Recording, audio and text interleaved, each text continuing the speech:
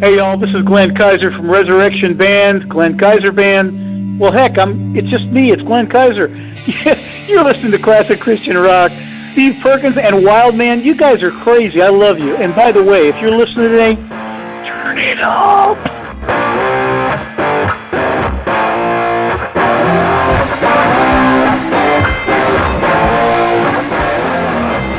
Hello, I want to welcome everybody once again to the Classic Christian Rock Podcast.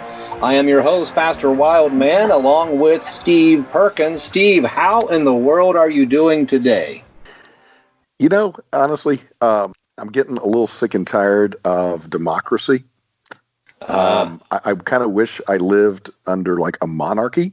Maybe I wish I lived under the time of King James. You know, that would be an amazing thing, because for some reason those two words were going over and over in my head today as well.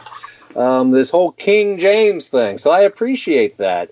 And it's not really a monarchy we're talking about, folks. We're talking, of course, about the band King James. And the reason we're bringing that up is because our guest today is the incredible vocalist from Sacred Fire, Viktor and King James, Mr. Jimi Bennett. Jimmy, how are you doing today, sir? Oh man, I am blessed. I'm happy to be here, and Steve, that was great. I enjoyed that introductory. That's really happening, man. But I'm blessed, man. Thank you for having me on, guys.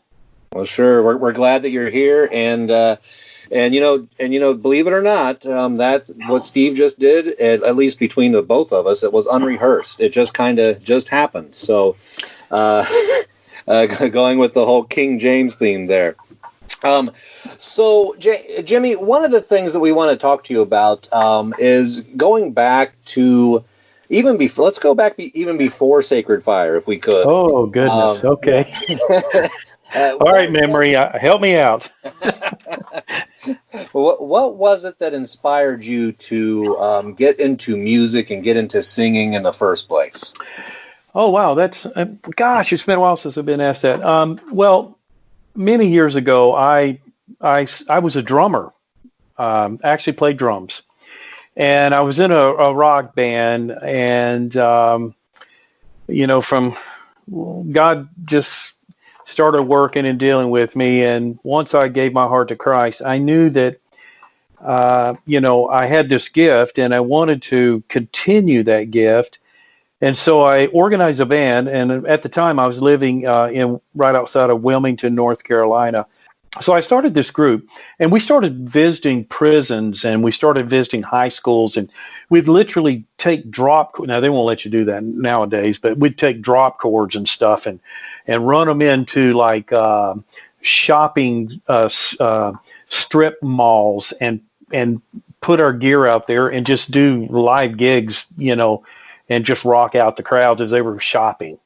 And I played drums, and wow. I played. I know it was fascinating to do that. I played drums, and I was singing. It was almost like Joe English days. Yeah. But it was really starting to get where I felt that I needed to get off of that drum kit and move out front. And so I said a prayer. I just said, Lord, if you'll help me sell this kit, I will come out from behind the kit and just move out front. That way I feel I can give more attention to the people and be able to recognize when I need to do ministry and those type of things. Where behind the kit and singing, it just had me really preoccupied. And so I put those things out, and I'm telling you, it took one day, they were gone. And so I knew God said move. So I just did. And so I just started, doing my thing outside. And guys, let me know if I get too long-winded on this, but I just moved forward in doing the front thing. And at that time, most people, I don't think, know this, but at that time, the band was called Boanerges, Mark 3, verse 17. Sure. Sons of Thunder. Sons of Thunder. There you go. Yeah. That's the Greek, Yeah. man. Yeah. Yeah, and we had a band, and it sounded like Kansas. It was like and remember it's been a while back. This is in the '80s, man, and so we sounded really like Kansas, so I was traveling to work one day, and God spoke to me just as plain as all of us are speaking over the phone right now, and said, "You're going to go to Atlanta." I was like, what? Because I was in Wilmington. I was, right outside of Wilmington, North Carolina. Had a really great job, whatever, just did my thing. I was, my daughter had just, just a baby, young. And so I was driving to work. God spoke. I went in that day, put my notice in, drove back, turned around and drove home. As I drove home, is around 7 o'clock when I got back home, 7 a.m. in the morning. I walked into my place. As soon as I walked into the bedroom, this is just blows my mind every time I think about it. My wife sat straight up in the bed, and she looked at me. She said, "We're moving, aren't we?" I said, "Yes, we are." She said, "The Lord spoke to me and said we were moving." And so we got our stuff, man, and we moved to Atlanta. The band came with me. Hence, started Sacred Fire. That's how Sacred Fire actually got started. I moved the band from there. Dean Harrington, that used to be with Mylon Lefevre and Broken Heart, he had called me. My guitar player wasn't coming. He decided to stay in North Carolina. So Dean had called me. He was looking for a gig to get into because he had left Broken Heart, and he called me and said, "Hey," and we had played Mount Perrin, the church that I'm an elder at now. we had played there because Mylon had Bo Energies come in and do some shows there through the summer. We played the Sun Festival right outside of Myrtle Beach, and Mylon met us there. That's how we met him at a festival, and he loved our band. Just thought we were the cat's meow, and brought us in. And then once him and Dean departed ways, Dean called me. He knew, he had heard that we were looking for someone, so he called, and that's how we connected in Atlanta, and then changed the name from Bo Energies to Sacred Fire. And Greg Menza then began to manage us, which was Mylon's manager at the time. And he began to manage us, and shortly thereafter we signed with Star Song, and well, Wow. That's how God, he just does some pretty cool stuff. Oh, please, let me say this to you real quick. We were doing, Sacred Fire was before we actually signed, we were touring, and we were playing at a festival that I believe Pastor Wildman is very familiar with, and it was the Creation Fest. Yes, yeah. And we got invited to play Creation Fest, and at the time we were Leslie Phillips' band. Wow, I didn't know that. Yes. Is this cool to share this little bit of tidbit? We were Leslie Phillips' band, and then we would play Sacred Fire music, and we were touring, and because of my drumming background, I was doing percussions, timbales and congas and timbals and, all these things, congas. I just had this really huge Latin setup, which was so much fun. And we were, touring there. And so we got to play 3 songs on Creation Fest. They said, "Look, we'll let you do 3 songs." And when we walked off the stage after our 3rd song, which was entitled "Waiting for the King." Oh. Okay, guys, you know where I'm going. Yeah, we got it. Yeah, okay. We walked off, and a brother named Joey Powers, he was the A&R rep for Star Song, and he came up and asked me, "You guys sign us?" No, he said, "Whatever you do, please just give me a few minutes of your time. We need to talk." And I was like, "All right." So it's tremendous how God can, take things, and how this journey that you're on with Christ, and how if you'll follow him, man, he will just lead that path. Sure. He will direct the path. And so that's how I started out, in doing, what I made a lifetime of doing. Good. Wow. That I'm glad you shared that, because I think that's some information that certainly we didn't know, Mm-hmm. and I think listeners would love to hear that. In fact, I think that's why people tune into podcasts like this. People like to hear the behind the scenes and Mm-hmm. the untold stories and things like that. I'm going to hit you with a question that Wildman sometimes asks our guests, and because you mentioned back in the '80s and this kind of music.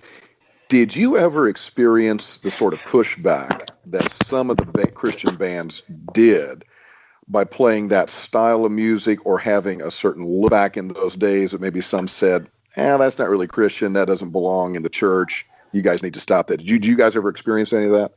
Absolutely, we did. Wow. Okay, let's see. How do I do this? Here we go. We were doing a festival in Texas, and we were staying at Herring's house. Do you know who he is? He is Annie Herring's husband. Okay. Annie Herring sister and her brother Matthew Ward. Oh, yes, Matthew Ward. Second I knew chapter that of sounded Acts. familiar. Second Okay. chapter of Acts. Wow, man, Oh, Jimmy, I'm getting to understand that you know everybody. I think more of this I do. conversation going. I do, and I have so many funny things I wish I could tell you. I shook the hands of Dallas Holmes one time at a festival. We were playing Atlanta Fest, and I shook the hands of Dallas Holmes, and he was looking at me. We're all rocking out. We were getting ready to do a show, and Dallas Holmes and I said, when I shook his hand, I was like, "Man, you're the lead singer for Stryper, aren't you?" And he looked at me. He looked at me like, "What?" Oh man. And Wow. yeah, it's funny, man. You have to break it up every now and then, Sure.